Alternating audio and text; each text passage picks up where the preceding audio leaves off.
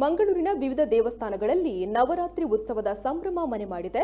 Corona ಆತಂಕದ ನಡುವೆ ಈ ಬಾರಿ ಸರ್ಕಾರದ ನಿಯಮಗಳನ್ನು ಪಾಲಿಸಿ ಸರಳವಾಗಿ ಉತ್ಸವ ನಡೆಯುತ್ತಿದೆ.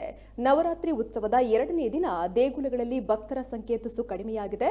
ನಗರದ ಕುದ್ರೋಳಿ ಗೋಕರ್ಣನಾಥೇಶ್ವರ ಕ್ಷೇತ್ರ ವಿದ್ಯುತ್ ದೀಪಗಳಿಂದ ಕಂಗೊಳಿಸುತ್ತಿದೆ. ನಿನ್ನೆ ರಾತ್ರಿ ಕುದ್ರೋಳಿ ಕ್ಷೇತ್ರದಲ್ಲಿ ದೇವರ ಬಲಿ ಉತ್ಸವ ಹಾಗೂ ವಿಶೇಷ ಪೂಜೆಗಳು ನಡೆದವು. ಭಕ್ತರು ಮಾಸ್ಕ್ ಹಾಗೂ ಸಾಮಾಜಿಕ ಅಂತರ ಪಾಲಿಸಿ ದೇವರ ದರ್ಶನ ಪಡೆಯುತ್ತಿದ್ದಾರೆ.